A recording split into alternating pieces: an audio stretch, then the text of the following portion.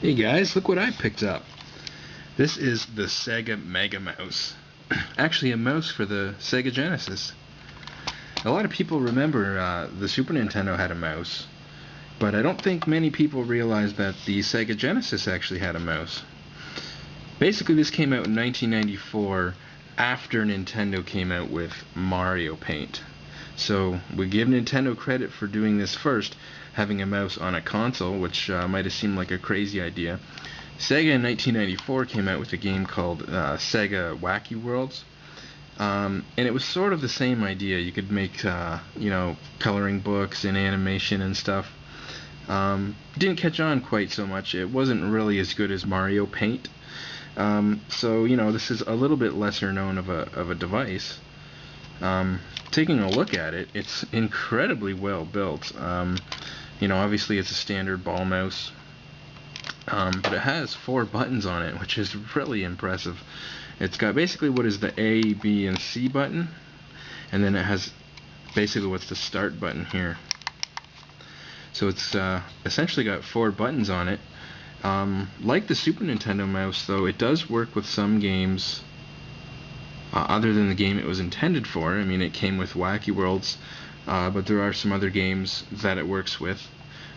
Here's the list I can find, and it's not a definitive list because a lot of the games didn't mention that they worked with the mouse, and not very many people have the mouse. So here's the list I've seen so far. I only have one game on that list, and that's Lemmings 2. As you saw, Lemmings 2 is on that list. And another reason, it's a little bit confusing as to what games are on the list. This does not mention anywhere on it compatibility with the mouse. And I even looked in the book. They don't mention anything in this entire book about the mouse. They show you the controls for the controller. Absolutely nothing about the mouse. So let's see if it does work. I'll put the mouse in controller port 1. It's got a very long cord on this mouse, surprisingly long cord. I think something on Wikipedia that I read said the cord was rather short, but I don't know if maybe some of them had shorter cords. This one is definitely not a short cord. Let's turn this on.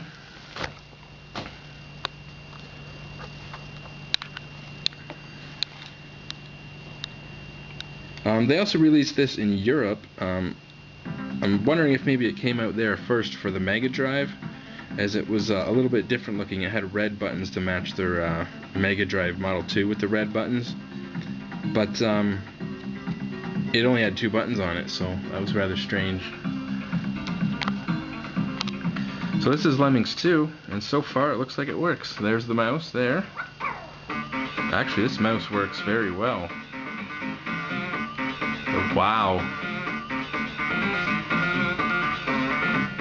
Turn the volume down there a little bit.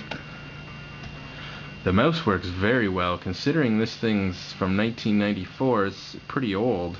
You would have thought it would be very dirty inside, but no, it still works very well.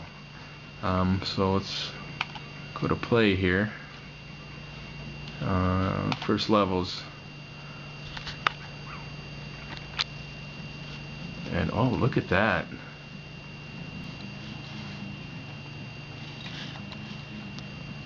Yeah, it works so incredibly well.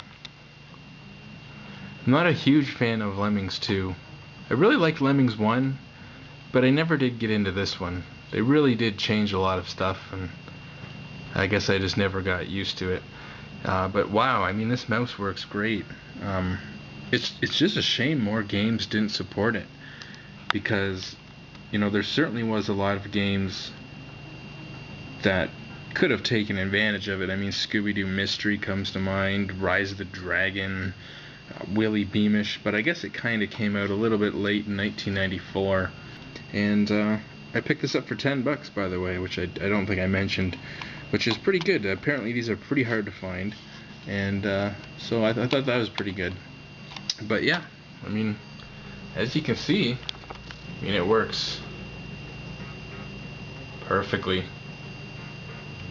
Really does. So that is pretty cool.